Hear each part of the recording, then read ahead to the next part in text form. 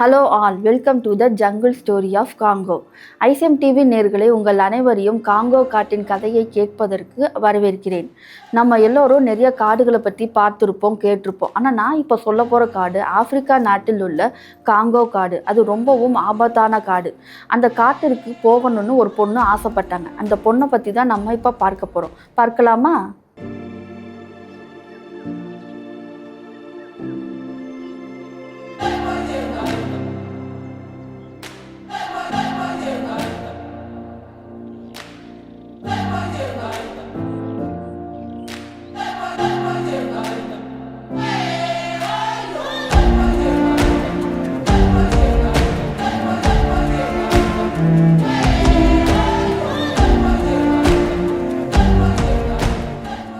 ஆயிரத்தி 1925ஆம் ஆண்டு அமைதியான இங்கிலீஷ் கிராமம் தான் ஹைலி பிரக். அது எங்கே இருக்குன்னா இங்கிலாண்டில் இருக்குது. அங்கே ஒரு பெண் குழந்தை மிடில் கிளாஸ் குடும்பத்தில் பிறந்தாங்க. அந்த பெண் குழந்தை பெயர் என்னன்னா ஹெலன் ரூஸ்வெல்ட். ஹெலன் ரூஸ்வெல்ட் பிறந்த டைமில் உலகப் போர் ஆரம்பமானது. ஹெலன் ஆங்கிலிக்கன் பின்னணியை சார்ந்தவங்க. ஹெலனோட டெய்லி லைஃப்பில் சர்ச்சுக்கு போகிறதும் ஒரு பங்காக இருந்துச்சு. அதனால் அவங்க நல்லொழுக்கத்தை கற்றுக்கொண்டு வந்தாங்க. ஆனால் தனிப்பட்ட விதத்தில் ஆண்டவரிடம் சரியான உறவு இல்லாமையும் இருந்தாங்க. படிப்பில் கெட்டிக்காரியாக இருந்த ஹெலனுக்கு சயின்ஸ்லேயும் மெடிசன்லேயும் ஆர்வம் அதிகமாக இருக்கிறத அவங்க ஆசிரியர்கள் கவனிச்சுட்டு வந்தாங்க. ஹெலனுக்கு மருத்துவமனை கட்டி ஏழைகளுக்கு உதவி செய்யணும்னு கனவாக இருந்துச்சு. ஆனால் அது அவளுக்கு உள்ளுணர்வாகவும் இருந்துட்டும் வந்துச்சு. இந்த உள்ளுணர்வு ஏன் நமக்கு பல நாளாக இருந்துட்டு இருக்குன்னு ஹெலன் ரொம்ப நாளாக திங்க் பண்ணிட்டும் இருந்துட்டு வந்தா. அவங்க சின்ன பொண்ணாக இருந்தனால இந்த உள்ளுணர்வை பற்றி யாருக்கிட்ட எப்படி சொல்லணும்னு தெரியாமலும் இருந்தாங்க. அப்போ அவங்களுக்கு வயசு 18. அந்த நேரத்தில் தான் 2வது உலகப் போர் ஆரம்பமாச்சு. லண்டனில் குண்டுகள் போட ஆரம்பித்தாங்க. போர் வீரர்கள்லாம் இறந்து போக ஆரம்பித்தாங்க.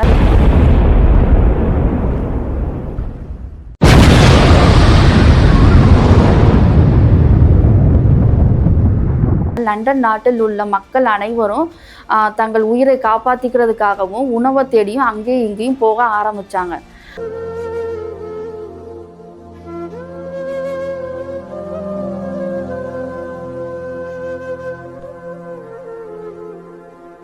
அதே நேரத்தில் தான் ஹெலன் ரூஸ்வெல்ட் ஹாலோடு ஹால்ஸில் உள்ள கேம்பிரிட்ஜ் பல்கலைக்கழகத்துக்கு மருத்துவம் படிக்கிறதுக்காண்டி போகிறாங்க. கேம்பிரிட்ஜ் பல்கலைக்கழகம் ஒரு தனி உலகம். அந்த பல்கலைக்கழகம் எதனால அமைஞ்சிருக்குன்னா பழங்காலத்து சிற்பங்களாலையும் ஓவியங்களாலையும் கட்டப்பட்ட ஒரு கட்டிடமாக இருந்துச்சு.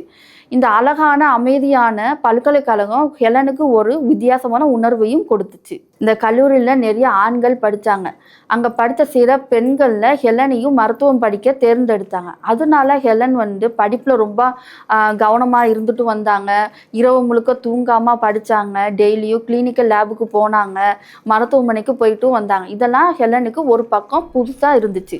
இப்படி போயிட்டு இருந்த ஹெலனோட லைஃப்பில் ஸ்பிரிச்சுவல் அட்டென்ஷன் வந்துச்சு. அவங்க ஃப்ரெண்டு டாரத்தி கேம்பிரிட்ஜ் இன்டர் காலேஜ் யூனியனுக்கு கூட்டிகிட்டு போனாங்க. அது ஒரு வாலிப கூடுகை. அங்கே ஆர்வமாக போன ஹெலன் அங்கே இருக்கிறவங்கள பார்த்து போலியான முகமுடி அணியானதை பார்த்தாங்க. அவங்க கண்களில் தேவ மகிமையும் மகிழ்ச்சியையும் பார்த்தா ஹெலன். அந்த கூடுகை நடந்துகிட்டு இருக்கும் போது ஹெலனிடம் ஆண்டவர் ஒரு வார்த்தையில் பேசினார். ஆண்டவர் உங்களுக்காண்டி எல்லாமே கொடுத்தார், நீங்கள் அவருக்காண்டி என்ன கொடுக்க போறீங்கன்னு ஒரு வார்த்தை ஹெலனை ரொம்ப டச் பண்ணுச்சு. அந்த நாள் ராத்திரி ஹெலன் அவ ரூமில் முழங்கால் படிட்டு, ஆண்டவரே நான் என்னையவே தரேன், நீங்கள் என்னை உங்கள் சித்தம்படி நீங்கள் எப்படி பயன்படுத்துகிறீங்களோ அப்படி என்னை பயன்படுத்துங்கன்னு ஹெலன் ஆண்டவரிடம் முதன்முறையாக ப்ரேயர் பண்ணான். அவங்க அர்ப்பணித்த அந்த நொடியில் அவங்க ஆவிக்குரிய பெண்மணியாக மாறுறாங்க. அப்போ தான் அவங்க என்ன உணர்றாங்கன்னா, ஆண்டவர் ஒரு கண்ணாடி பெட்டியில் வைக்கப்பட்ட ஒரு சிலை இல்லை, அவர் என்னை மீட்க ரட்சகர்னு அவங்க உணர்ந்து கொள்கிறாங்க. அப்புறம் சில நாட்களுக்கு அப்புறம் கேம்பிரிட்ஜ் பல்கலைக்கழகத்தில் ஒரு மிஷினரி அழைப்புதல் வருது. அங்கே ஹெலன் போகிறாங்க. அங்கே சொல்கிறாங்க, பெல்ஜியத்தில் உள்ள காங்கோ காட்டில் ஆயிரக்கணக்கான கிராமங்கள் இருக்குது. அங்கே சரியான மருத்துவமனையோ மருத்துவர்களை உருவாக்குற பல்கலைக்கழகமோ ஆண்டவர் வார்த்தையை சொல்கிறதுக்கு ஒரு சரியான ஊழியக்காரங்க இல்லை அப்படின்னு ஒரு செய்தி ஹெலனுக்கு வருது. இந்த செய்தியை கேட்ட ஹெலனால் சும்மா இருக்க முடியல. அவங்க இதயத்தில் ஏதோ ஒரு உணர்வு வந்து ஆண்டவருக்காண்டி ஏதோ நம்ம செய்யணும் அவங்களுக்கு வந்து தோணுது. அவங்களால அந்த டைமில் வாயை திறந்து சொல்லவும் முடியலை. ஏன்னா அவங்க வந்து ஆண்டவர்கிட்ட வந்து இது ஆண்டவரோட சித்தமாக இல்லையான்னு கேட்குறதுக்காண்டி அவங்க வந்து டெய்லியும் ஜெபம் பண்ணுறாங்க. ஆண்டவரே, எனக்கு இப்படி ஒரு அழைப்புதல் வந்திருக்கு, இது வந்து உங்கள் சித்தமாக இல்லையா, இங்கே நான் போகட்டுமா வேணாமான்னு நீங்கள் சொல்லுங்கன்னு டெய்லியும் அவங்க ப்ரேயரில் வந்து அவங்க கேட்டுக்கிட்டே இருந்தாங்க. அப்போ ஒரு நாள் ஆண்டவர்கிட்ட ஒரு பதில் வந்துச்சு. என்னன்னா, நீ போன்னு ஒரு வார்த்தை வந்துச்சு. நீ போயிட்டு என்னோட ஊழியத்தை நீ செய்யின்னு ஆண்டவர்கிட்ட ஒரு தெளிவான பதில் வந்த பிறகு ஹெலன் வந்து கேம்பிரிட்ஜ் யூனிவர்சிட்டியில் டாக்டரேட் பட்டம் வாங்குறாங்க.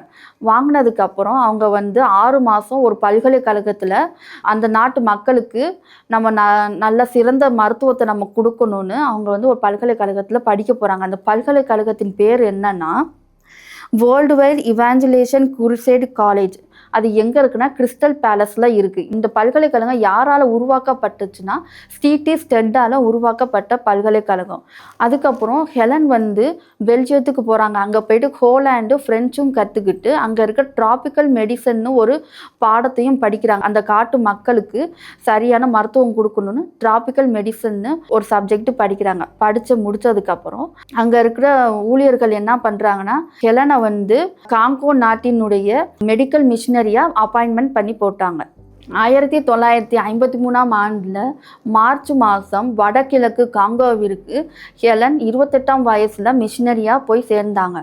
அங்கே போனதும் அவங்க இவாம்பின்னு ஒரு லோக்கல் லாங்குவேஜை கற்றுக்கொண்டாங்க. முதல் 2 வருஷத்தில் அவங்க பள்ளிக்கூடங்களையும் செவிலியர்களுக்கான பள்ளி மையங்களையும் சுவிசேஷ கூடங்களையும் அவங்க அமைச்சாங்க. எதுக்காகனா அவங்க கட்ட போகிற மருத்துவமனையில் பணி செய்கிறதுக்காக இவங்களை வந்து பயிற்சிட்டும் வந்தாங்க. அதுக்கப்புறம் ஹெலன் வந்து நெபோபோங்கான்னு ஒரு இடத்துக்கு போகிறாங்க. அந்த இடம் வந்து எப்படி இருக்குன்னா அடர்ந்த காடு பகுதியாக இருந்துச்சு. அங்கே வந்து ஒரு ரோடு வசதியோ மருத்துவமனையோ ஒரு மையங்களோ எதுவுமே இல்லை. அங்கே எதுக்கு ஹெலன் போகிறாங்கன்னா அங்கே இருக்க லோக்கல் ஆஃப்ரிக்கன்ஸ் வந்து என்ன சொல்கிறாங்கன்னா அங்கே 7 மைல்கள் தள்ளி ஒரு தொழு நோயாளிகளுக்கான ஒரு மையம் இருக்குது, அதை நடத்துறதுக்கு யாருமே இல்லை, நீங்கள் இங்கே ஆரம்பித்த மாதிரி அங்கேயே வந்து கொஞ்சம் ஆரம்பிச்சிங்கன்னா அங்கே இருக்க மக்களுக்கு கொஞ்சம் உதவியாக இருக்கும்னு சொல்கிறாங்க. இந்த மாதிரி ஒரு விஷயம் கேட்ட பிறகு ஹெலன் வந்து ஒரு முடிவு பண்ணுறாங்க. சரி, இங்கே ஆரம்பித்த மாதிரியே நெபோபோங்காலேயே நம்ம ஆரம்பிக்கலான்னு ஒரு முடிவு பண்ணுறாங்க. அதனால் அங்கே இருக்க லோக்கல் ஆஃப்ரிக்கன் பீப்புளை வச்சு அவங்க வந்து என்னென்ன ஆரம்பிக்கிறாங்கன்னா 100 மெத்தைகள் கொண்ட மருத்துவமனை, அப்புறம் செவிலியர் மையங்கள், அதுக்கப்புறம் தொழு நோயாளிகள், குழந்தைகள், பெற்றோர்களை பார்க்குற எல்லா வசதிகளையும் ஹெலன் வந்து நெபோபோங்கால ஆரம்பித்து கொடுக்குறாங்க. இவ்வளோ காரியங்களே செஞ்ச ஹெலன் வந்து ரொம்பவும் களைத்து போனாங்க. 1958ஆம் ஆண்டில் விடுமுறைக்காக ஹெலன் வந்து இங்கிலாந்துக்கு திரும்பவும் போனாங்க. அங்கே போயிட்டு அவங்க சில மருத்துவ பயிற்சிகளையும் கற்றுக்கொண்டு வந்தாங்க. 1960ஆம் ஆண்டில் காங்கோ வந்து பெல்ஜியம்லேருந்து சுதந்திரம் பெற்றுச்சு. அப்புறம் 1964ஆம் ஆண்டில் உள்நாட்டு போர் வெடிச்சிச்சு. அந்த போர்னால ஹெலன் ஆரம்பித்த அனைத்து மருத்துவ கட்டிடங்களையும் இடிச்சு போட்டாங்க. அங்கே இருந்த சில மிஷினரிகளில் ஹெலனையும் வீட்டு காவலில் ஒரு சில வாரங்கள் போட்டு வச்சாங்க. ஹெலனையும் மற்ற மிஷினரிகளையும் சில நாட்களுக்கு அப்புறம் சிறைச்சாலையிலையும் போட்டு விட்டாங்க. அப்புறம் அங்கேருந்து தப்பிக்க முயர்ந்த ஹெலனை பார்த்த கிளர்ச்சி படையினர் என்ன பண்ணாங்கன்னா அவங்கள இழுத்துட்டு வந்து தரையில் போட்டு மிதித்து அவங்க தோள்பட்டையிலையும் அவங்க தலையிலையும் அடித்து பல்ல உடைச்சி அவங்க கண்ணாடியை உடைச்சி கேவலப்படுத்தி அவமானப்படுத்தி மனசளவிலையும் உடம்பளவிலையும் ரொம்ப காயப்படுத்தினாங்க.